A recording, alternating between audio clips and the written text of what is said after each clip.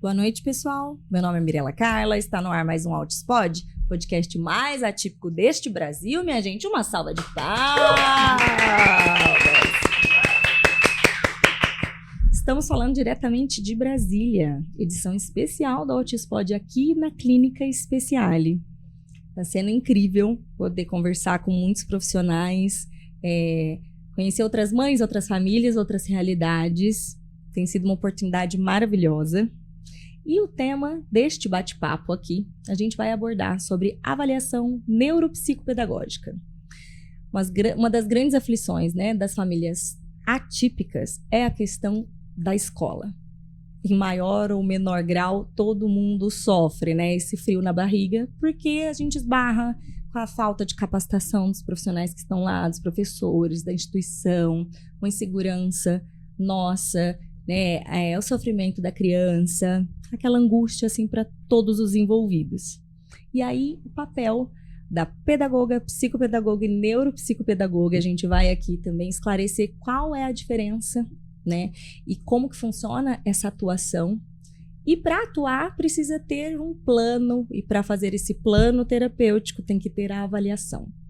Então, para conversar comigo, nós temos aqui uma neuropsicopedagoga.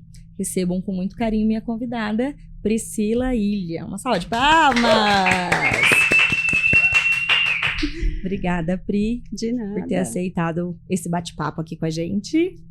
É um prazer imenso, né? Fazer parte, estar aqui com vocês e poder contribuir um pouquinho sobre esse tema que é de extrema importância para as famílias, né? É muito importante também para os educadores que estão em sala de aula, que não têm uma formação, muitas vezes, direcionada para o público de crianças autistas ou crianças que têm algum transtorno do neurodesenvolvimento, que precisam ter uma intervenção de forma correta e eficaz.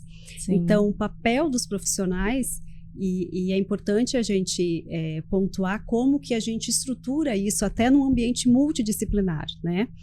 Hoje, eu sou supervisora do Centro de Estimulação Cognitiva, Psicopedagogia, oficinas que envolvem as áreas de educação, e para isso a gente precisa pensar como que eu vou avaliar uma criança que chega no ambiente clínico ou até mesmo em outros ambientes onde ele vai estar. Então, eu preciso saber o contexto dessa criança para poder conhecer um pouquinho da história, fazer uma anamnese estruturada. Então, sempre, a primeira coisa que a gente precisa é fazer uma anamnese. Nós temos anamneses hoje com uma equipe multi, e a importância de fazer essa anamnese de forma multidisciplinar para saber todas as áreas do conhecimento, tudo que abrange essa criança, né, a questão motora, a questão da linguagem. Então, a importância disso para poder fazer tanto o plano de intervenção e, ao mesmo tempo, fazer a mediação escolar através do PEI. A gente esbarra muito, né, nessa questão da adaptação e falta de capacitação dos professores, dos educadores. A gente tem, acredito eu, que a grande maioria tem uma boa vontade, mas só de boa vontade, né, a gente não dá. A gente precisa, de fato, de técnica e conhecimento para proporcionar, né, essa inclusão, né? E aí, começa, então, me explicando a diferença dessas especialidades aí, da pedagogia, psicopedagogia e neuropsicopedagogia. Certo. O pedagogo, quando ele sai da faculdade, quando ele finaliza ali a sua graduação, ele vai ter conteúdos e disciplinas que são muito amplas.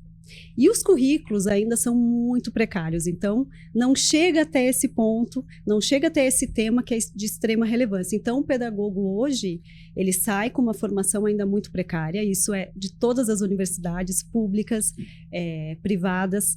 Claro que já existe um movimento aí dos profissionais melhorarem esse currículo para que esses futuros pedagogos tenham uma base mínima para poder atuar em sala de aula. Certo. Quando eu falo de profissionais da psicopedagogia, eu falo de uma avaliação também baseada na psicologia, também com foco nesses transtornos, né? Então, eu preciso estar alinhada com isso. E a neuropsicopedagogia, ela foca um pouco mais na neurociência, em funções executivas, em questão de como que essa criança processa a informação. Então, a gente consegue aprofundar um pouco mais a avaliação, contribuindo aí com um plano terapêutico mais eficaz. Como se fosse assim, um mapeamento de como seriam esses processos de aprendizagem no cérebro, essas áreas que seriam estimuladas, essas portas de entrada para determinado ensino. Exato. A grosso modo, dizendo. Exato. E aí também nós temos uma dificuldade muito grande, que são os cursos de pós-graduação, onde ainda é muito perdido. Então, você faz um curso de pós-graduação e você ainda fica com lacunas em relação a essa aprendizagem. Então, como que eu vou avaliar uma criança? Então, eu faço entrevistas com muitas profissionais hoje para estarem aqui na Speciale, para fazer parte da nossa equipe, e a gente vê a dificuldade que essas profissionais têm em compreender o que é uma avaliação. Então, uma pergunta simples que eu faço: como você avalia uma criança em idade pré-escolar? Como que você avalia uma criança no ensino fundamental, no processo de alfabetização? E como que você faz uma avaliação nas crianças que estão no ensino fundamental 2 e ensino médio?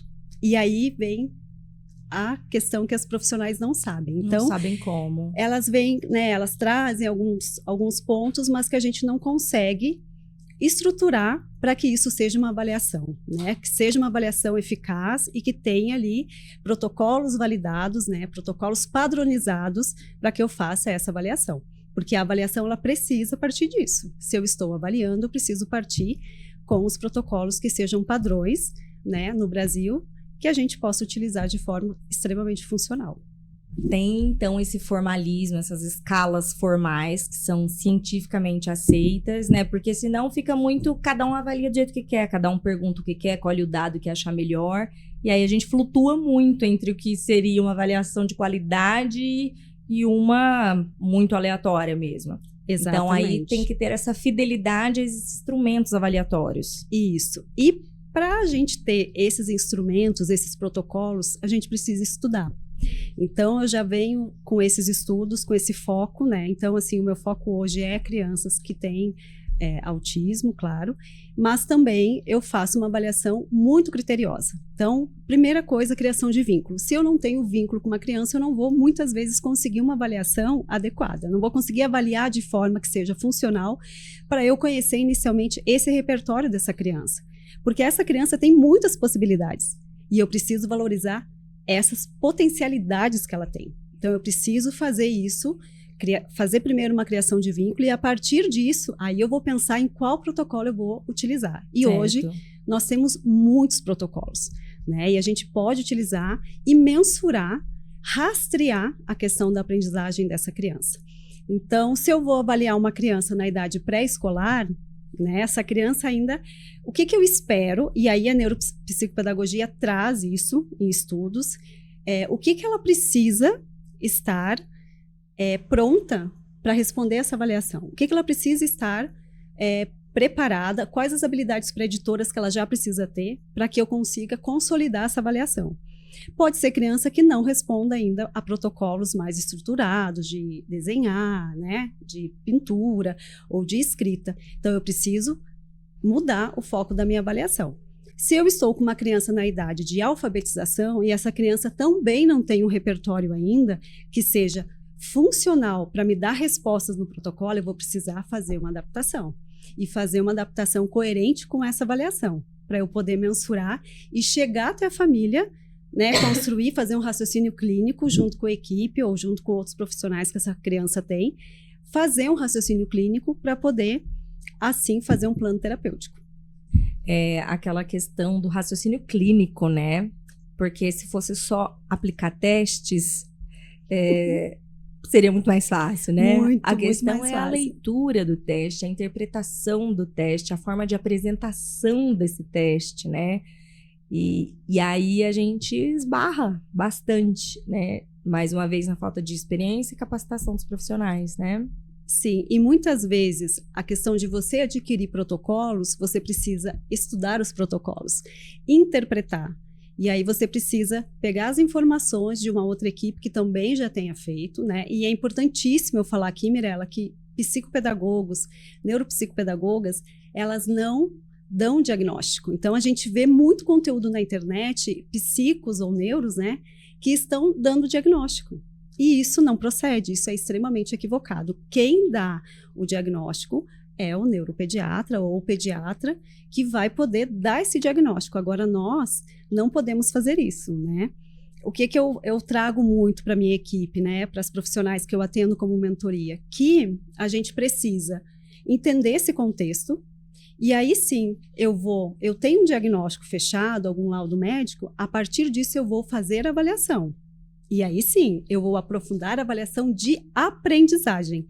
O meu foco é a aprendizagem, é poder manter essa criança em sala de aula, né, ter o conhecimento ali, os profissionais precisam ter o conhecimento ABA, os princípios de ABA em sala de aula, para poder conduzir de forma correta. Então, você vê que uma coisa vai ligar a outra. Se eu não tenho uma avaliação bem feita, eu não vou ter um plano terapêutico adequado. Eu não vou ter a organização do plano do PEI adequadamente, né? Então, quando eu sei o que essa criança responde em relação ao comportamento, em relação a questões muito do comportamento mesmo, e ao mesmo tempo eu fazer um rastreio e uma sondagem muito específica em relação à aprendizagem, e aí vai envolver o quê? Uma dislexia, uma descalculia, vai envolver TDAH, né? Então, como que eu vou fazer? Eu preciso pensar nessa comorbidade aí que também tá com TEA, ou enfim. Então, é importante a gente pensar sempre nisso, na estruturação da avaliação. Geralmente, qual é o tempo para confecção assim, de um laudo de avaliação? Esses protocolos têm quantidade de horas de observação, testagens, varia muito? Como que funciona? Depende. Se eu estiver avaliando uma criança que ela é funcional, o que é o funcional? É uma criança que me dá respostas, ela segue a instrução de forma mais eficaz, ela consegue permanecer organizada nesse ambiente que eu estou avaliando, e eu vou levar para esse ambiente instrumentos que não sejam distratores. Eu vou levar, né, eu vou dar previsibilidade para essa criança, dizendo que eu vou avaliar, que vai ser feito dessa forma, mas que eu não posso dar resposta. E a criança fica numa expectativa, né? Porque como já é algo da aprendizagem, ela já quer uma resposta, ela quer uma ajuda sua. Deu certo, foi isso, né? Isso, tipo, nossa, é como se a professora estivesse dando uma resposta, né? Então, eu preciso dar a previsibilidade, né? E eu falo muito sobre a previsibilidade e o vínculo.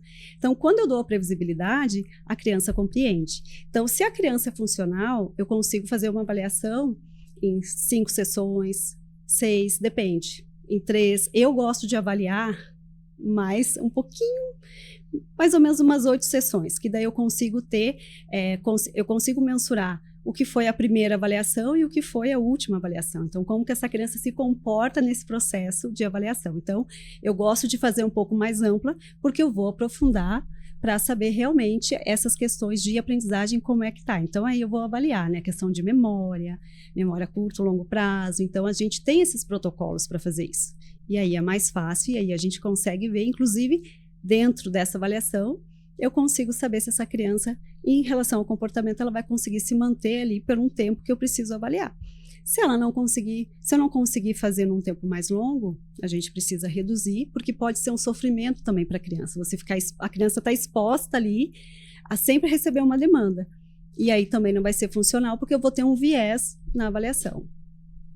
É complicado, né? Eu fico pensando assim, todas as vezes que o Arthur vai passar por qualquer avaliação, é uma tensão para todos nós, assim. Eu quero que ele consiga estar o melhor possível, né? Assim, para conseguir responder. Ele é super opositor, então você tem que ter todo um manejo para engajar e tal. É muita fonte de angústia. Ele, que tá com 6 aninhos, ele tem uma ótima compreensão das coisas, ele também fica nessa expectativa de eu acertei, eu errei, esse teste, como que eu fui? Porque ele fica esperando essa resposta mesmo, né? Acho que tarefinhas, atividades, é isso que ele entende, né? Sim. Então, aí ele já espera aquele feedback, tá certo, Sim. não tá, né? Por Como eu isso- fui. Por isso a importância de dar previsibilidade, explicar para a criança, olha, hoje vai ser feito isso, dessa forma. E aí eu flexibilizo muito, porque eu quero ver o que ele tem de potencial. Eu não quero ver somente o que ele tem como defasagem, né? A defasagem é importantíssima porque vai ser aonde eu vou intervir. Mas se é uma criança que precisa de um tempo maior, aí isso tem que ser modulado. Então, assim, modular muito a questão do tempo. Então, tudo isso eu levo em consideração. Quanto tempo a criança vai ficar em uma sessão? 40 minutos, 50 minutos? Isso depende. Eu vou primeiro conhecer o histórico, né? Vou fazer essa anamnese, ter um vínculo com a família e principalmente com a criança. E aí, a partir disso, a gente consegue estruturar essa avaliação que seja de forma extremamente funcional. E aí, eu tô com essa avaliação em mãos. Qual o próximo passo? Mediação escolar. Claro que durante a avaliação, né, já é solicitado os contatos da escola, os vínculos, então é feita uma mediação online. E aí hoje a gente tem, eu faço muitas mediações, né? Então, assim, eu acho que por ano eu faço em torno de 100 mediações, 80 mediações, depende muito da demanda. E aí a gente percebe a necessidade da escola ter o plano mesmo, ter o relatório em mãos, porque quando a gente faz a mediação, eu posso pontuar durante a mediação a questão dessa avaliação, tanto individual, e aí a importância de ter outros profissionais que atendem esse estudante, essa criança, participando. Porque quando eu tenho a equipe engajada, eu vou conseguir alinhar. Então, o profissional às vezes fala, né, de sala de aula, a criança não faz atividade de escrita. Mas aí ele tem uma avaliação lá da terapeuta ocupacional que ele tem hipotonia, tem avaliação da físio. Então, isso tudo tem que ser levado em consideração. Como que eu vou fazer um PEI, né, uma adequação curricular, se tem essas questões? A criança tem uma lateralidade cruzada, tem outros pontos ali que impedem com que ela desenvolva da mesma forma igual aos colegas. Então, a mediação entra e o currículo e a questão do relatório vão entrar especificamente nessa questão. Né? O relatório psicopedagógico ou neuropsico ou da equipe multi, ele tem que estar estruturado e ele tem que chegar na escola. E aí é o ponto, Mirella, o professor, a coordenação está lendo esse relatório, né? Por experiência nas instituições escolares que eu já passei, eu já vi muita coordenadora pegando o documento e gavetando.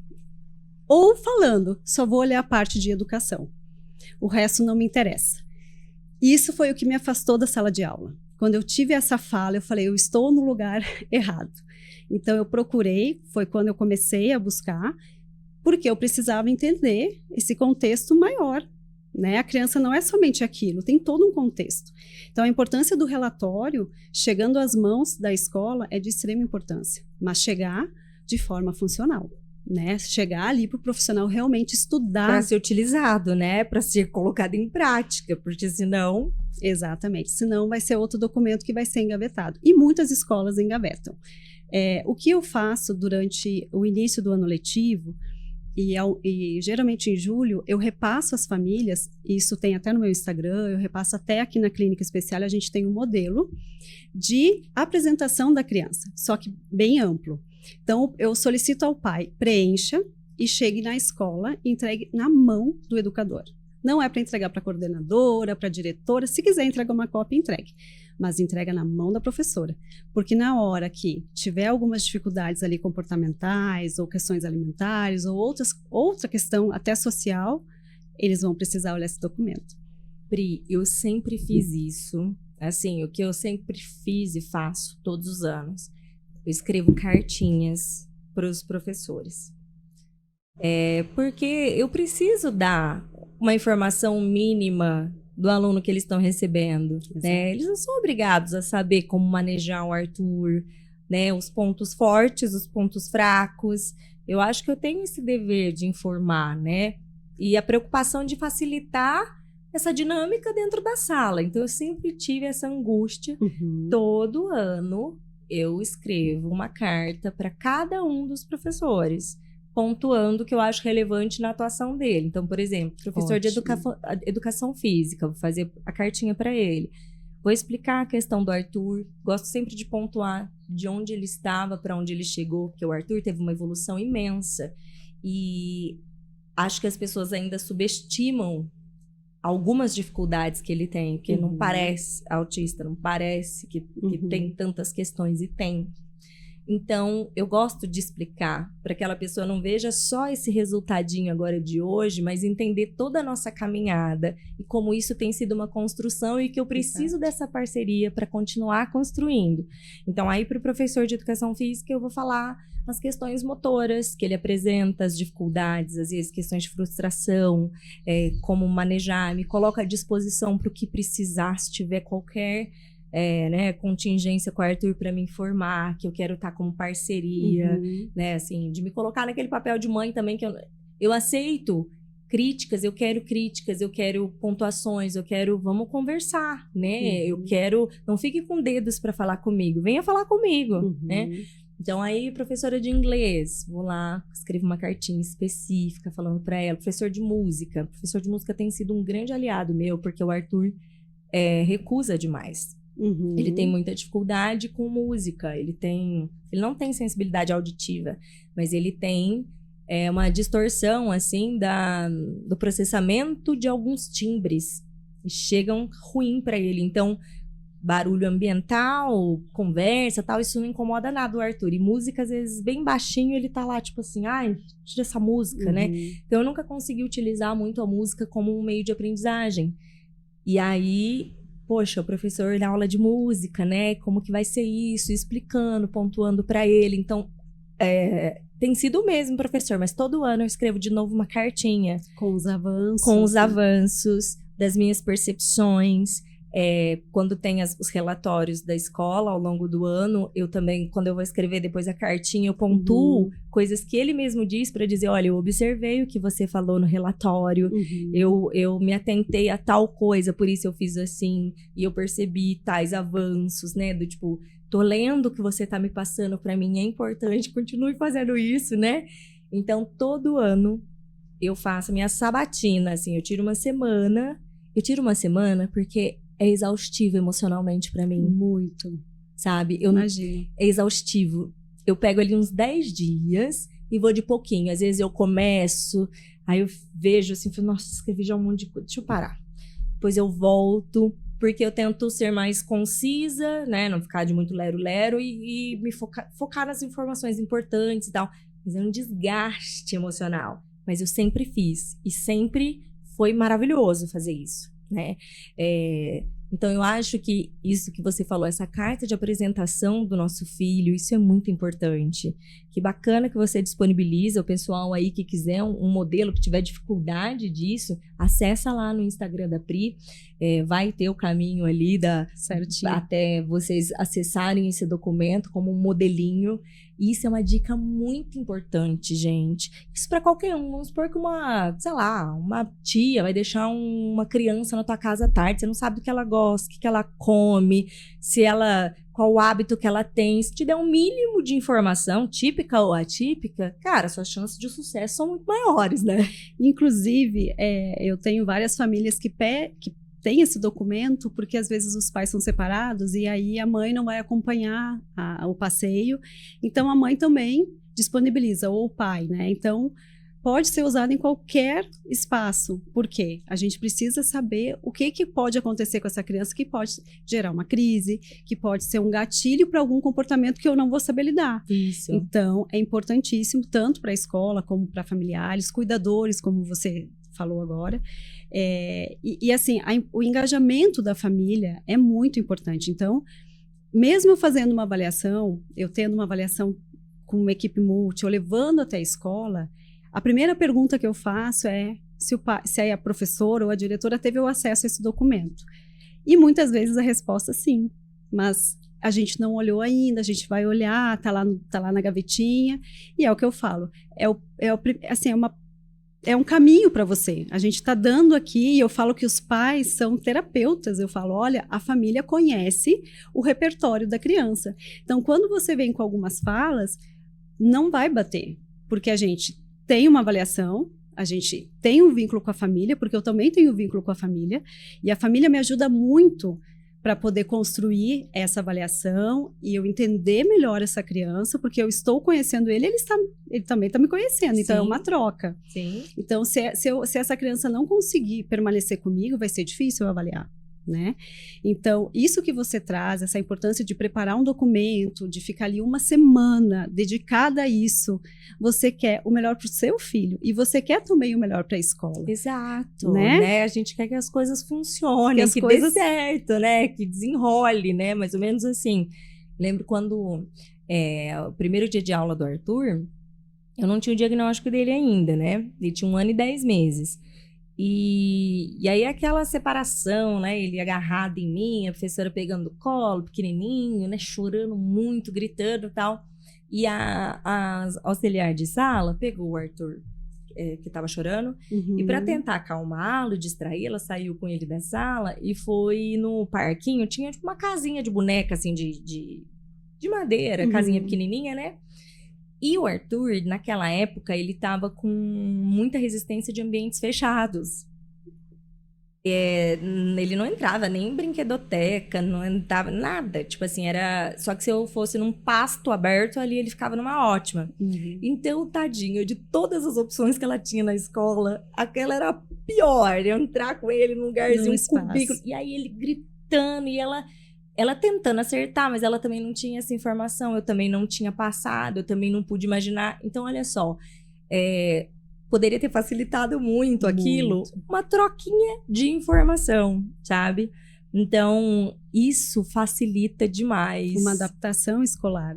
E muitas vezes isso torna um ambiente aversivo para a criança. Se ele tiver a primeira experiência, algo que o profissional não conheça, né, essa criança, isso vai ser aversivo para ele. A criança pode não querer voltar para a escola. Sim. E aí vem todo um contexto. E tem famílias que às vezes não entendem isso, acham que não, ele tem que ficar na sala de aula, que ele tem que aprender dessa forma. Então, na avaliação, quando a gente fala, inclusive a gente pontua isso, né? Qual a preferência, quando a gente faz as avaliações de preferência, qual é as preferências dessa criança, né?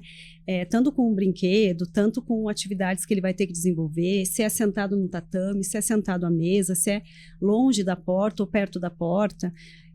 A gente ouve muito, né? A criança tem que estar sentada perto do professor e longe da porta.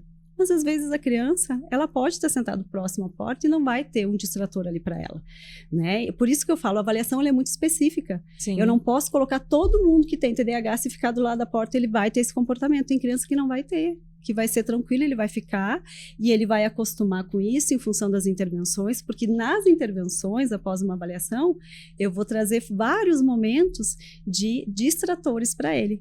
Porque eu preciso trabalhar isso com ele, né? Exato. Então, assim, é um leque, é muito amplo. E eu falo que a escola tem que desconstruir essa questão de funciona assim, é assim, e se não for assim, não acontece. A minha aula é assim, então eu ouço muito isso. Não, vocês são clínica, eu sou escola, é diferente. Eu entendo, porque eu já estive aí. Né?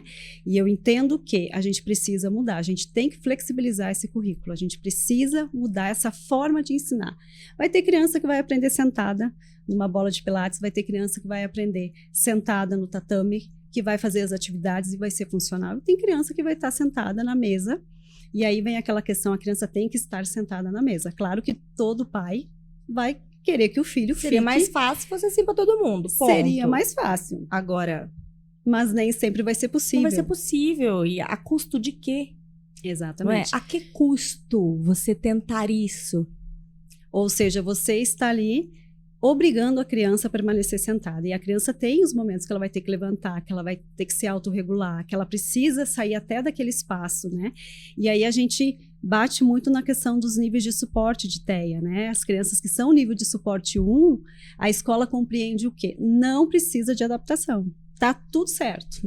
Aí, quando eu começo a pontuar ali, aí eu deixo, aí eu vou ouvindo a escola, eu acho importante ouvir a escola, Sim. né? E aí a gente percebe a dificuldade, né?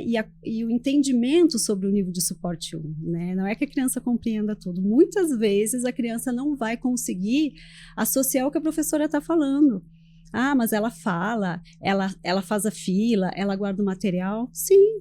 ela é mais funcional, mas na questão social, a gente tem um problema muito grande. E aí o ambiente escolar, né, dos grupos, é uma criança que não consegue permanecer em alguns grupos, acaba se retirando, faz um esforço muito grande para estar inserida naqueles grupinhos, e quando ela percebe que isso não acontece, vem aqueles momentos de ou um gatilhozinho para alguma crise, alguma birra, e aí o professor acha que é porque ele não teve as coisas no momento dele. Então, fazer uma adaptação para essas crianças, nível de suporte 1 também, é muito importante. Desconstruir também que eles não precisam, né? Porque toda a escola fala, Priscila, não precisa, tá tudo bem.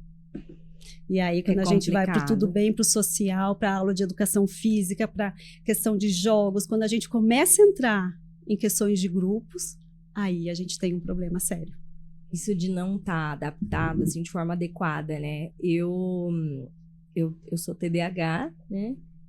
Nunca soube, só na fase adulta mesmo. Mas, por exemplo, na minha vida escolar, eu era aquela criança que eu não conseguia ficar parada quieta na carteira, né? Uhum. Então, toda reunião de pais, aquela reclamação, assim, né? Eu não sei mais onde eu ponho a Mirella no mapa de sala. Se eu só pendurá-la no ventilador, não funciona em canto nenhum. E eu, muito agitada, ficava escrevendo muito bilhetinho durante a sala de aula. Foi um jeito que eu meio que canalizei, assim, porque eu não conseguia ficar aquele tempo todo daquele jeito.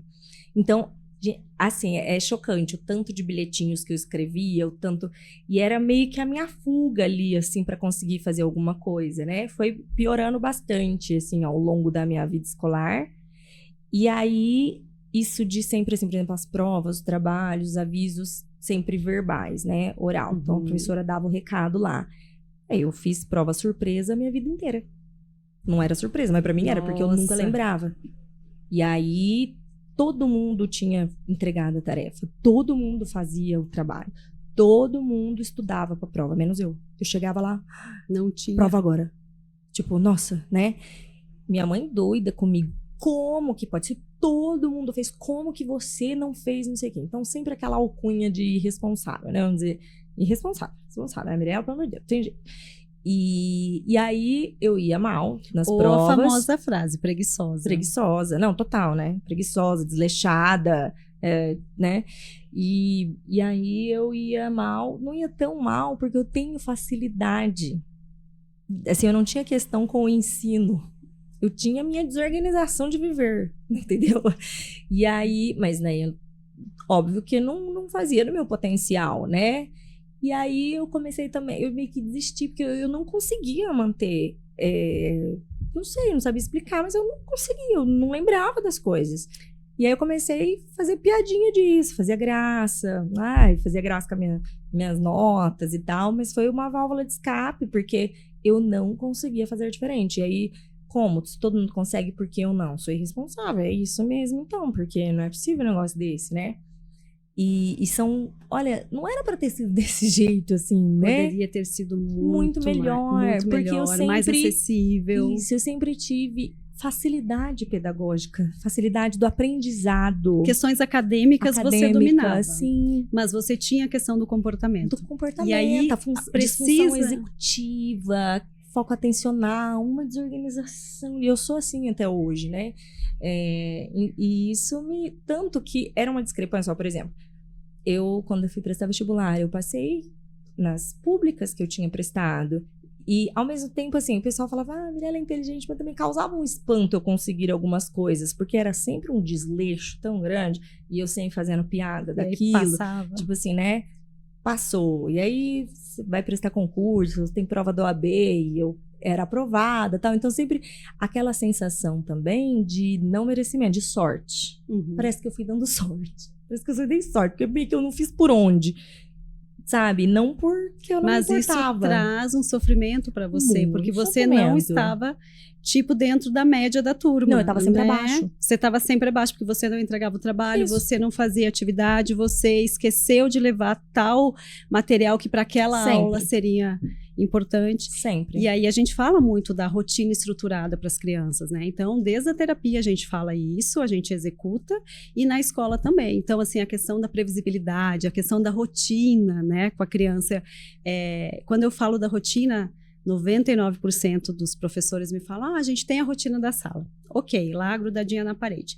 Mas e a rotina para o meu aluno, para esse aluno aqui, na mesa dele? Né? Essa rotina visual. Eu tenho, mas como que ela é feita? Eu faço, mas a criança não entende. Eu digo sim, aí eu peço para ver, né? A rotina, elas me mostram. É uma criança que um exemplo, uma criança que é negra e aí a foto da criança da rotina é uma criança loira de cabelinho crespo. Ou seja, não tem nenhuma identificação. Então, eu preciso ainda falar. Precisa ser feito com as fotos da criança em todos os espaços que ele vai na escola, né? No parque, vai lavar a mão na pia ali do banheiro. Então, isso tem que estar estruturado para dar previsibilidade para ele.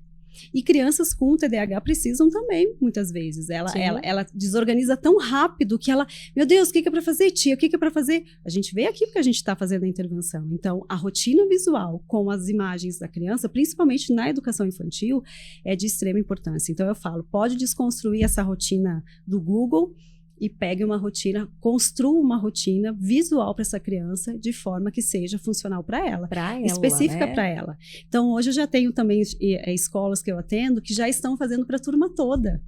Olha só. Né? Então, é muito bacana, porque você vê fazendo para aquele aluno, mas também para os outros colegas. E aí os colegas entenderam um contexto muito maior, de até mesmo a hora que eles podem abraçar o colega, né? Aquele aluno que tem uma sensibilidade, que não aceita o abraço, eles já conseguem saber a hora que eles podem chegar próximo, dar um abraço ou tocar, porque eles entendem que ele precisa de uma previsibilidade. Então, a escola que não desconstruir isso também, fica muito difícil para a família, e eu sei que a família acaba levando muita informação, e eu falo muito isso, olha, o pai conhece o repertório, o pai sabe como é que foi a avaliação, então, atividades, né, como você mesmo já trouxe, que você vê que não é o seu filho que faz. Então, aqui na Speciale mesmo, eu falo muito para as meninas, eu não suporto cópia, então aquelas questões de internet, material para autista, material para crianças com TDAH. Gente, o material tem que ser adaptado e exclusivo para o meu aluno. Eu não posso criar, ir lá no Google, imprimir imagem e trazer. Posso trazer como uma referência, Isso, como algo, sim. Mas eu preciso trabalhar com a potencialidade dele, com o grafismo dele, com a escrita dele. Você pode pegar, né, aquele modelo como um parâmetro, né? E personalizar aquilo. Personalizar, exatamente. Eu posso pegar um modelo, mas eu preciso criar dentro da proposta para ele. Então, muitas vezes, os professores fazem aquela atividade escolar com borda, com coração, com não sei o quê, com bababá. E a criança olha para aquilo e é extremamente aversivo, porque ele está percebendo que aquilo é extremamente complexo para ela. Então, para você ter uma ideia hoje, nesse ano eu fiz contato com várias editoras, né? Solicitando o quê? Uma adaptação do livro didático para a família, para o livro didático para a criança X. As editoras não atendem, né? Então, assim, eu consegui com uma editora onde ela fez uma adaptação e aonde foi funcional. Então, a gente fez reuniões com a escola, fez reuniões com a editora junto, mostrando o que era importante para aquela criança. Você lembra o nome dessa editora? Não lembro. Depois ela vai passar para a gente, que a gente vai escrever aqui, parabenizar. A gente vai ver se essa editora tem um perfil no Instagram, e aí as Mãe Azul vão tudo lá agradecer. Porque a gente precisa reconhecer e valorizar, né, aqueles que dão um passo até nós, né? Porque a gente precisa demais, a gente está solicitando, mas a gente parece sempre os doidos exagerados da história, não é? Exatamente. E aí, quando eu solicitei, quando a gente fez essa questão de adaptar, foi muito funcional para a criança, porque a gente conseguiu reduzir. E aí a escola pensava que era um monte de coisa. Eu falei, não é isso. Aí a editora falava, não, manda por e-mail. Eu digo, de jeito nenhum, não é e-mail. É contato aqui, vocês têm que ouvir todo mundo. E aí foi possível fazer. Mas assim, aí faz o primeiro semestre, aí depois faz o outro, porque daí a editora não vai fazer tudo, mas ele vai fazer gradual. Então assim, eles não... A maioria das editoras não quer, porque isso dá trabalho. Dá trabalho. Né? Mas assim, é uma angústia muito, né? Porque os pais falam, nossa, paguei tanto pelo livro didático, meu filho não usa. Tipo meu assim, filho... Gente, é uma fortuna material escolar. É uma fortuna, né? E não dá pra querer entubar na gente isso aí. Uma coisa que, cara, vai pro lixo. Não faz o sentido. E a criança, às vezes, ela não consegue, é que nem eu falo na avaliação. Quando a gente avalia, a gente vê que a criança ela não consegue fazer um rastreio visual. Ela ainda não faz na atividade, ou ela só faz com alguma coisa que seja do hiperfoco dela ou das preferências. Então, a partir disso, a gente vai engajando. Então, isso tem que estar adaptado. Uma criança que tem seletividade alimentar, né, que só come peta ou pipoca. Aí, lá no livro didático, está um hambúrguer. Ele vai olhar aquele hambúrguer, ele vai relacionar. E as pessoas acham que não. Que ele vai olhar para aquela imagem e que não, que ele não vai interpretar. Ele vai associar, sim, que aquilo ali é algo para ele aversivo. Né? E aí com muita imagem, aquela foto muitas vezes ou muito grande ou muito pequena. Então, tudo isso interfere. Por isso que a adaptação, inclusive, do PEI, né? Isso tem que constar. Se o livro está adaptado ou não, se é funcional ou não, porque senão a criança não vai executar. Né? E aí a dificuldade das editoras entenderem que é preciso, é um direito da criança, o pai paga por esse material. Exato, não é de eu graça. sei que é mais prático para vocês, mas se a gente tivesse a liberdade de escolha, vamos supor que eu estivesse em uma livraria e vocês estivessem vendendo isso, eu não compraria, porque não faz o menor sentido. Imagina eu ser obrigada a pagar um negócio que não faz o menor sentido. Sim. Cara, e dentro 800 milhões de coisas que a gente só paga, paga. Não, tem que haver uma contraprestação. O que é isso? Sim, e eu acho assim, quando eu comecei a pensar nisso, foi quando a gente estava estruturando a especial, eu conversei com a doutora Angélica, eu digo, doutora, a gente vai pensar na questão do livro didático, porque eu acho inaceitável o pai pagar R$2.000, R$800 para ter um material que não é funcional. Exato. Mas a gente barra onde? No contato telefônico, você vai na editora, eles não abrem as portas, você manda e-mail, você manda contato, e é o não sempre, né? Então, assim, eu imagino que as mães passam também, né? E aí eu tento fazer, pelo menos, é que nem eu falo nas escolas, vocês precisam adaptar o livro didático, já que vai manter esse, então vamos adaptar. E tem que ser adaptado. Então, assim, às vezes eu demoro até para conseguir olhar, porque são muitos, né? Sim. Muitas famílias que tentam me mandar. Então, eu tô sempre nesse caminho. Mas se não tiver adaptação, a criança não vai aprender. É a mesma coisa do dever de casa. Qual a função do dever de casa para a criança? O dever de casa tem que ser feito. A repetição daquela aprendizagem, aquela constância, você tem que entender, aprender para conseguir realizar. Isso. Mas aí a gente entra naquela questão que eu falo muito, né? Que é a questão da triangulação, né? Claro que a gente tem famílias que não têm condições de ter uma terapia para o filho. Tem famílias que têm terapia, então a gente fala muito de triangular, então escola, família e terapia. Quem pode ter, é uma bênção, né? De ter esse acesso.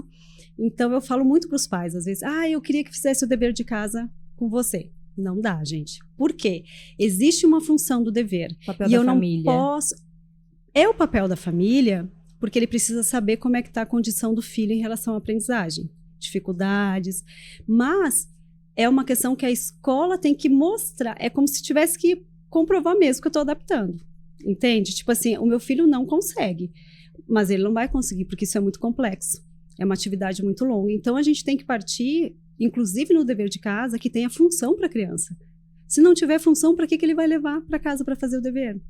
O pai vai ficar apavorado, porque tem aquele monte de coisa, e às vezes o espaço pequenininho, que a criança tem que botar a letra, e aí parece que não tem muita noção que o espaço precisa ser mais amplo, tem que diminuir a questão visual, porque é muito estímulo visual. Então, tudo isso conta. Então, por que a triangulação? Porque eu falo para o pai, eu preciso você engajado.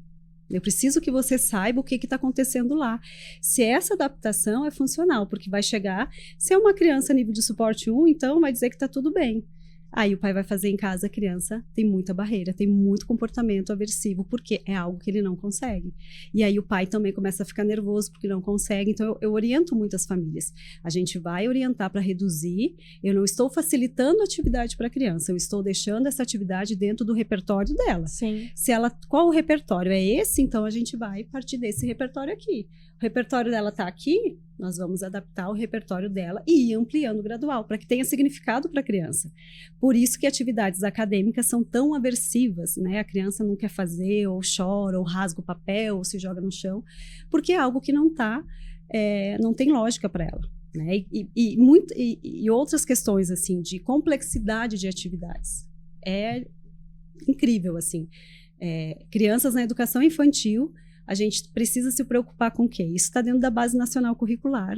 A gente precisa se preocupar com o quê? Com a aprendizagem, com o brincar, com a linguagem, as diversas formas de linguagem que essa criança precisa expressar, e aí a gente entra com rima, com vários contextos que a gente pode explorar. E aí, se a criança tem o hiperfoco ali em letras e números, muitas vezes a família vai e estimula e fala: Pri, aumenta a sessão, porque eu quero que ele leia. Criança com 3 anos não tem que ler. Nossa, pra mim é um absurdo, gente. Não é possível. Não tem que ler. Ela Isso é não absurdo. tem que ler. Criança de 5 anos, ela tá na pré-alfabetização. E aí eu vejo escola estimulando letra cursiva. Nossa. E aí eu fico louca, porque eu falo... É muito doido, porque uma criança de 5 anos, ela não tem... Ela pode conhecer o sistema, né? Pode conhecer ali as várias letras, as formas, mas ela não tem capacidade ainda cognitiva para associar essas questões da letra cursiva. Até porque a criança, para fazer letra cursiva, ela precisa ter um domínio muito grande em relação à parte motora, em relação a questões cognitivas.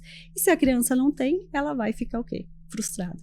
É uma loucura chateada. Isso, né? Essa antecipação de responsabilidade, grande. Assim, uma pressa para algo que não faz sentido.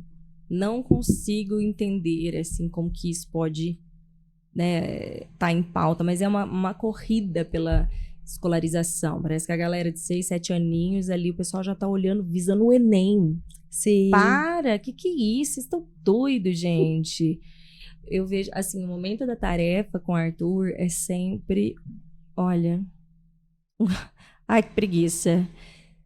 Porque é sempre desafiador. Então, o Arthur é autista, o Arthur também é TDAH. O Arthur ainda não está sendo medicado. Estamos segurando um pouco, porque ele ainda não foi para o primeiro ano, não iniciou a fase de alfabetização. Então, né, vamos levando. E aí, a professora me auxilia bastante, assim, ela é bem parceira. Então, um exemplo... Isso é ótimo. Recente, assim. Então, ela começou, ao invés de...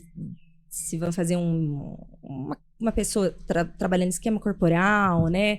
Desenhar uma criança, desenhar um dinossauro, desenhar o que fosse. Ela começou a falar, olha, que tal então a gente fazer também o ambiente, a paisagem, onde que ele tá? Se quer colocar na praia, quer colocar, tá em casa, ele tá num parque, vamos fazer o cenário.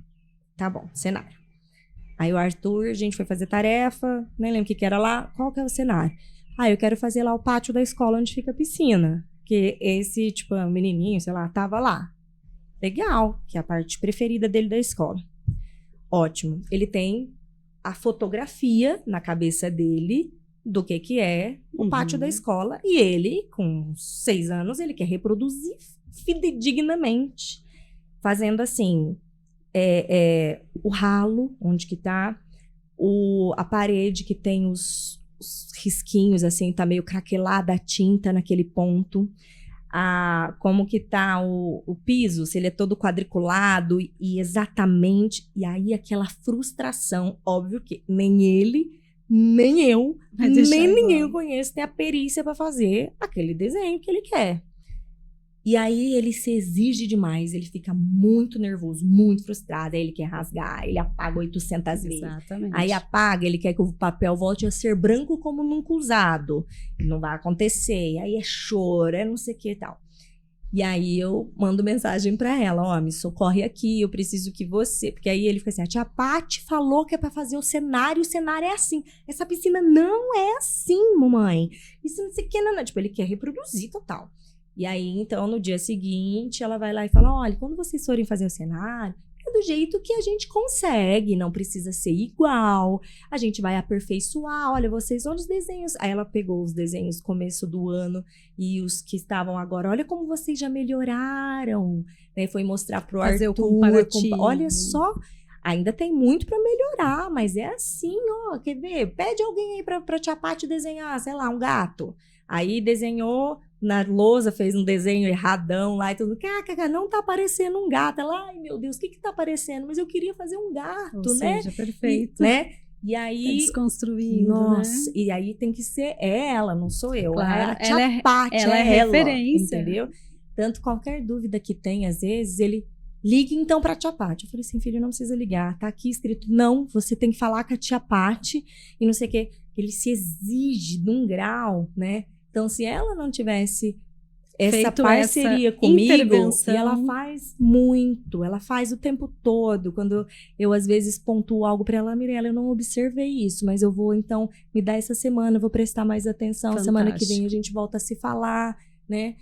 E eu não sei o que seria de mim. Ela, e na verdade até hoje eu tenho sido muito abençoada com as pessoas que eu tenho encontrado no meu caminho.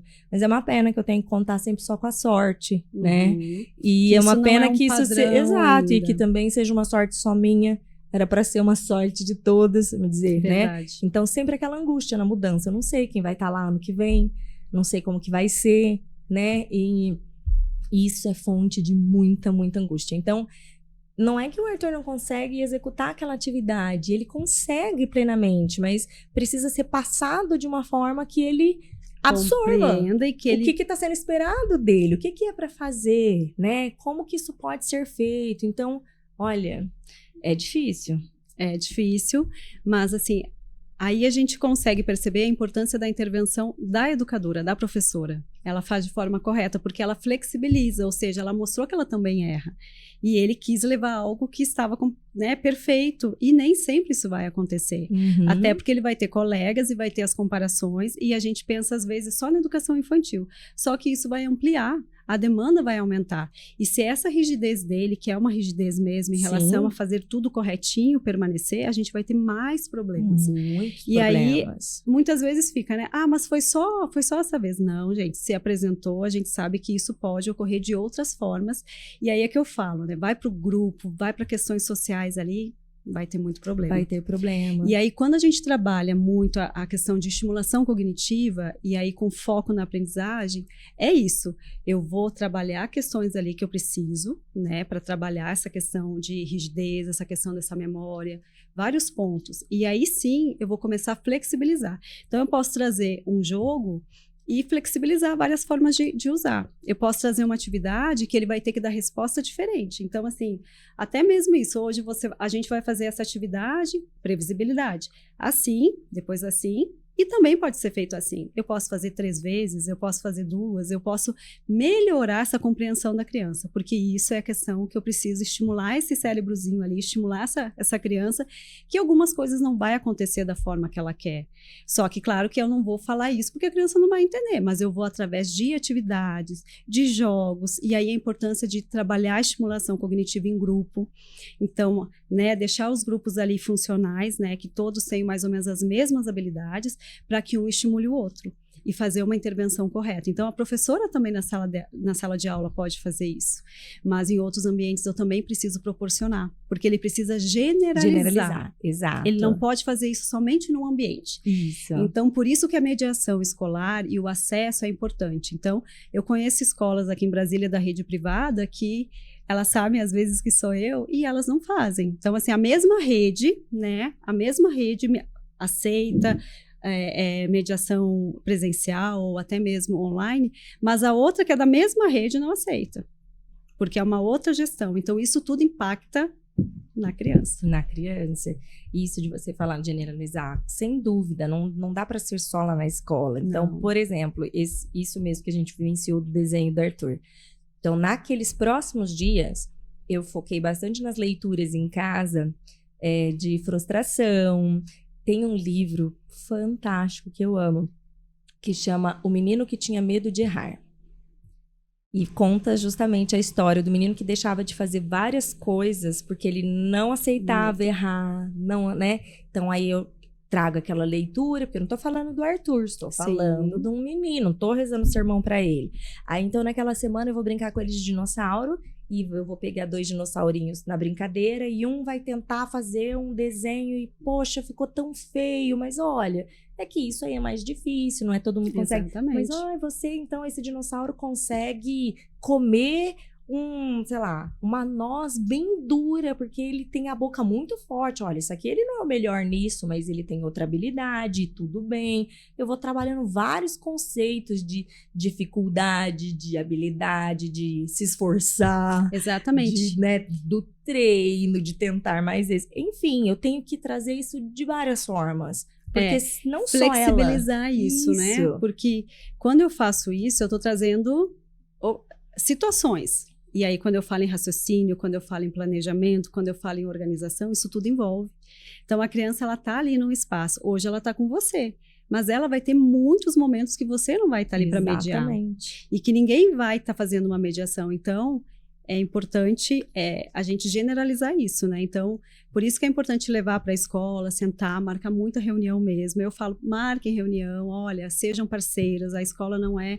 Que nem eu falo, a clínica não vai ali impor nada. A gente está ali para ajudar, para contribuir, para que essa criança melhore. E eu falo muito, tragam os pais. O pai tem muito a contribuir, vai melhorar muito quando você só aproximar. tem a contribuir. Só. Eu ia até perguntar nisso. Então, tendo essa avaliação neuropsicopedagógica, vai ser montado o PEI, a parte de aprendizagem. Nessa intervenção, inclui também isso a família, de uma orientação, né, de tais habilidades que podem ser replicadas em casa, justamente isso, para generalizar. Tem essa parte da orientação parental? Claro, e a gente passa isso para a escola, né? Então, assim, para chamar a família. Então, o documento, eu não posso solicitar o documento por uma questão dos ética, dados, né? Tal, a gente privacidade. não pode, mas aí o pai solicita, a gente olha e consegue contribuir. O que a gente tem hoje? Ninguém envia. É muito difícil eu conseguir ter, os pais me enviam, os pais que conseguem, eles enviam, a gente olha, a gente consegue colaborar, só que eu não posso intervir muito, porque eu posso colocar sobre questão de rastreio, né, se essa criança já faz um rastreio, a questão do contato visual, das habilidades, das preferências, dos conteúdos, como adaptar, mas a escola tem que criar isso, né, a escola tem que ter propriedade para isso, e eu ouço assim, faz para mim, por favor, pega o documento e faz você. Eu falei, eu não posso fazer, porque eu vou estar ali tirando a autoridade, tirando quem tem o conhecimento em sala de aula, de rotina, de currículo da escola. Mas eu contribuo, eu coloco... Pode ajudar, auxiliar, ajudo, dar dicas, e a mãe orientar, e os pais também. Pode. Aí a gente coloca ali, olha, ele não consegue permanecer. Então, uma atividade que a criança permanece 10 minutos executando, a gente vai diminuir para 7 minutos. E aí a gente entra nos princípios hábitos. Então, eu vou diminuir esse tempo de execução para que ele compreenda que ele iniciou e que ele finalizou. Porque se eu dou uma atividade complexa num tempo em que ele vai desenvolver, que ela vai, um exemplo, vai querer que o aluno desenvolva em 10 minutos, a criança não vai fazer. E ali tem muito distratores, então eu preciso preparar isso para que ele responda e ele finalize. Mas para isso ele tem que ter o nosso acesso, ele tem que ter o acesso da família. Olha, esse horário ele já está cansado, ou ele prefere comer num horário diferente da turma. Então, associando isso, qual o horário do lanche? Será que a gente consegue cada dia tirar um pouquinho desse horário, colocar próximo ao horário que a turma faz? Então, tudo isso tem que estar no PEI, né? O PEI não é uma coisa rígida que tem que ser feito só com conteúdos. A gente tem que botar a questão comportamental, a questão, né, das preferências, tem que constar tudo ali. Tem que constar quais são as terapias que ele faz. Então, para quê? Para que todo mundo consiga entender essa criança, né? Que ele seja compreendido, é que nem a comunicação alternativa. As escolas não conhecem. Então, a gente tem crianças que não são oralizadas, que precisam desses pontos também no PEI, e não consta. Então, fica aquela coisa tão genérica que quando eu olho, eu digo, meu Deus, só se eu fizer um, né? Porque a criança usa comunicação alternativa, a criança ainda usa fralda, a criança ainda não sabe lavar a mão, a criança ainda não tem uma pega correta no lápis, e aí eles só querem usar os giz de cera, e a criança não consegue, ou ela consegue, mas ela frustra porque ela olha, ela não tem força. Então, tudo isso o PEI tem que constar, para que eu encerre o ano letivo e que o professor do próximo ano entenda qual é o repertório dessa criança. Essa é a função, né? Então, hoje, a criança evoluiu, mas ele pode regredir em algumas questões e a gente tem que levar isso em consideração. Por isso que o documento não pode ser feito no início do ano. A gente tem que fazer gradual, cada bimestre ou cada trimestre, construindo ele com a ajuda da equipe e também dos pais ou dos cuidadores que estão com essa criança, para fazer de forma coerente. Vou aqui dizer porque o copia e cola está aí. Então, Sim. assim, a gente aprende um com o outro. Então, assim, as supervisões que eu faço com a equipe da clínica, a gente senta e fala sobre isso, né? Veio o PEI, deixa eu ver. Então, a gente conversa e vê, olha, pode colocar tópicos aqui, né? E aí eles vão descrever. Então, tem professores que me procuram para fazer a mentoria e aí eu dou orientação. Quando eles têm essa visão que é muito melhor e que aquilo ali vai ajudar, nossa, é agradecimento. Vira chavinha, Vira né? chavinha, assim, nossa, como eu sou rígida em achar que tem que ser feito só dessa forma. Claro que tem instituição que já falou, não, mas isso aqui não serve porque não é o conteúdo. Mas a criança não tem ainda tanta propriedade em relação ao conteúdo lá na educação infantil, que é a flexibilização desse currículo. Então, quando os professores compreendem como que fica estruturado, e aí eu não mudo estrutura, eu não mudo nada, eu só vou elencando ali dentro, aí eles ficam felizes. É um documento que ele vai ser confeccionado de forma coletiva, né? Na verdade, o professor regente ali, ele é o que é o principal, né, para colocar, mas todo mundo ali precisa contribuir com essas informações mesmo. Todo mundo. Né? Se não for desse jeito, não tem como ser algo que funcional. Não. Né? E aí você olha e você diz, não é meu filho. Não é meu filho. Né? Não é meu filho. Então é que nem a gente fala, olha, vamos dar ajuda física? Não, isso é tradicional. Isso é tradicional, isso não se usa mais, vocês estão fazendo errado. Eu falo, não, a gente precisa ensinar a criança. A criança não pega, ela nem... Você dá o lápis ou o canetão, enfim, que às vezes eu coloco, né, como opção de desenvolver a atividade com uma caneta ali, com uma canetinha mesmo, porque a criança visualiza e ela percebe que ela fez, que ela executou. E aí eles falam, não, pegar na mão não existe. Aí eu falo, não, gente, é ajuda física, respeitosa. Eu não estou segurando na mão e fazendo a força, eu estou respeitando a criança. Às vezes é uma ajuda física parcial, onde eu só direciona, a criança vai e realiza ou aponta. Então, assim, precisa desconstruir. Aí a gente chega num ponto que quando é oferecido, né, cursos, né, palestra, para poder orientar as escolas a falar, já está fechada a semana pedagógica, porque é muito autoajuda, né? Super autoajuda. Autoajuda. Inclusão escolar é autoajuda. Palestrinha autoajuda. Autoajuda todos são iguais, todos têm direito a tudo. Fim. Beleza. Aí nenhuma chega aplicabilidade. Lá, na metodologia da escola, beleza.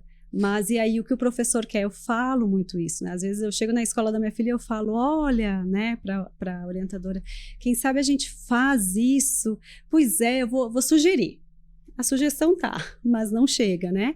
Por quê? Porque a gente precisa levar. Eu falo muito com elas em relação a isso. Na escola da minha filha, uma escola privada, tem mais de, acho que 3 mil alunos, 4 mil alunos, e eu falo muito isso para eles. Olha, vocês têm crianças cadeirantes, vocês têm crianças com síndrome de Down, com autismo, e elas, nossa, é uma preocupação enorme, nossa, porque é difícil, porque a gente não sabe de... Pois é, mas aí você vai ver a palestra, tá lá, né, com todo respeito, aí é uma questão que foca muito na religião ou foca muito em outras questões que são importantes, a gente sabe que é importante porque é uma metodologia escolar, enfim, mas a gente tem que pensar nessas crianças que estão entrando, e a gente tem aí a prevalência, né, do número de crianças que vai aumentar, que está aumentando, então a gente precisa levar essa formação para os profissionais, e eu não culpo professor nenhum, porque falta acesso. Sim. Né, e aí quem pode proporcionar é a escola, e aí a escola fica barrando isso. Ainda esses nossos direitos são muito principiológicos. Princípio da igualdade, princípio da dignidade, tudo muito maravilhoso. Nenhuma regra efetiva de aplicação. Ninguém sabe como fazer, né? Fica solto. De novo, autoajuda, né? E a gente está caminhando, tentando, de todo mundo aqui, estamos aqui hoje, no final de semana, gravando. Exatamente. Porque estamos comprometidos com essa causa. A gente entende que essa mudança só vai vir no coletivo. Exato. E quando as outras famílias engajam também, né? Então, assim, eu já ouvi de pais, né? De outras famílias, tem um filho autista na sala, esse filho prejudica o meu filho. Sim, atrasa a sala. Atrasa a sala, eu digo, não é isso. Mas ele vai imitar o comportamento. Eu digo, criança gosta de imitar, mas o seu filho não vai imitar o comportamento dele. Ele vai querer compreender esse comportamento. E isso é inclusão. É a escola proporcionar momentos de inclusão. E sim, alguns momentos a criança vai ter esse comportamento e os colegas precisam entender isso. Exato. A criança aprende muito rápido. Sim. E assim, a criança está vendo esse comportamento, está vendo um comportamento ali que não é adequado, ou que a criança chora, enfim, eles querem entender. E quando a gente leva esse contexto de inclusão para ambas as partes, tudo vai melhorar em sala de aula. É lógico. Assim como o AT escolar, que eu sou, né, que eu levanto bandeira sempre, a importância do AT dentro da escola. E aí tem todas as barreiras, né, desse Todas acesso. possíveis e imagináveis. Todas. É claro, gente, que uma criança, se tem uma estereotipia, se tem alguma deficiência física, qualquer coisa que fugir do padrão comum, isso chama atenção, se destaca. E tudo bem, porque é uma diferença, vai chamar atenção, aquelas crianças vão aprender sobre e vida que segue. Olha criança, que maravilha. Exatamente, a criança quer entender, ela tá a curiosidade, ali. ela tá descobrindo o mundo e essa é a nossa oportunidade de mostrar essas existências plurais. E não de esconder e de colocar um tabu, tipo, não fala, não pergunta, não... Não, pode perguntar, eu vou te responder, eu vou tirar sua dúvida, vou explicar qual que é essa diferença, vamos ver se tem alguma semelhança também, olha que legal, né? E aí a criança vai entrando nesse meio, vai compreendendo, porque o que a gente está fazendo na escola? A gente precisa formar, conscientizar e mostrar para a criança. A gente sabe que vai ter momentos que as coisas vão dar certo e que não vão dar. Então, assim, esse ano ela tem esse colega ou esses colegas, o ano que vem ela pode ter outros colegas, e aí como que vai ser o entendimento dela? Então, a inclusão é isso, é eu proporcionar para ambas as partes, né? Independente das dificuldades. Claro que eu sempre tenho que olhar para cada criança de forma individual, mas eu preciso trabalhar a inclusão de forma funcional e não mascarada, como acontece muito. É, exato. Porque simplesmente só colocar ali e ninguém fala sobre, ninguém maneja, ninguém lida, isso é péssimo. De novo, você está silenciando a curiosidade de todos os outros que notaram a diferença. Óbvio que eles notaram. Sim. E eles gostariam de aprender sobre a diferença, mas não pode falar. Ninguém fala sobre. A mãe não conversa também com as outras mães. A mãe atípica também não fala com as mães típicas da sala. Fica aquele elefante branco, ninguém toca no assunto, né? Gente, não faz sentido. E a escola tem tanto ambiente tem tantos eventos, né, de socialização, tem tantos eventos no decorrer do ano letivo. Por que não fazer rodas de conversa? Por que não aproximar essas mães, né? Se tiver algum psicólogo ou não, enfim, mas a escola não precisa ter, né, o psicólogo lá, mas proporcionar isso, ampliar esse espaço que já tem eventos, mas trazer de alguma forma que seja funcional, porque a gente está em grupo de WhatsApp, sabe, que as mensagens ali, ontem na escola da minha filha, a minha filha chegou e trouxe uma situação que aconteceu com 2 colegas. Ok, aí no grupo de mães, uma mãe falou, olha, minha filha chegou triste, chorando, aí a outra, o meu filho também, o que será que aconteceu? Eles não sabiam o que tinha acontecido, porque a escola não informou, e aí a minha filha disse, mãe, os colegas ficaram toda manhã com a orientadora. Aconteceu alguma coisa, mas a gente não sabe. Ou seja, para eles que são pré-adolescentes, ela tem 13 anos, é pré-adolescente, ela quer entender e ela quer ajudar, e aí ela fica, mãe, eu não sei o que aconteceu, mas eu não fiz nada. Aí já vem com medo, né? Não, eu não fiz nada. Mas aí eu penso na angústia dessa família, na angústia da outra família e dessas crianças que vão passar o final de semana inteira pensando e não conseguiram relatar o que aconteceu. Então, veja a importância dessa mediação ser eficaz, até com crianças... Típicas, sim. Né? Uhum. Então, assim, é muito importante isso, né? Essa comunicação eficaz. E isso não acontece 100% nem com as crianças típicas. A gente tem muito pra mudar, né, Pri? Muito. Mas, gente, assim, eu sei que é difícil, mas eu me sinto esperançosa.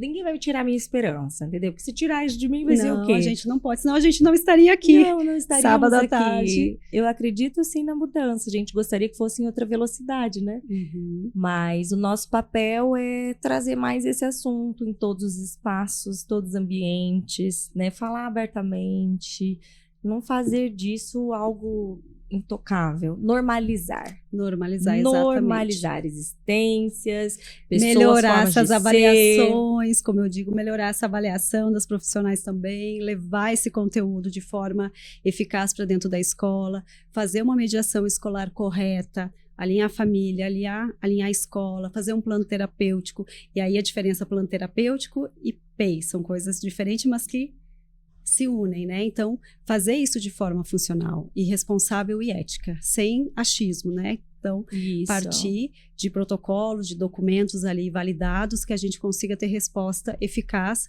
para a sala de aula e outros ambientes que essa criança vai estar. Perfeito.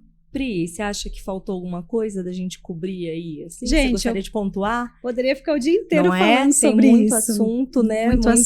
Muito assunto. Poderia falar muito de estimulação cognitiva, com foco em leitura, leitura escrita e aritmética. Então, assim... A gente pode fazer um outro episódio sobre isso, Podemos. Ainda que seja à distância, a gente faz online. Prefiro, assim, presencial, claro, né? Mas como a estadia em Brasília é limitada... Porque eu acho esse tema super importante. Que envolve crianças em idade escolar já em processos já de consolidação, de alfabetização, que é um tema que é importante, é uma dúvida dos pais, ou seja, meu filho tem que decorar ou meu filho tem que compreender?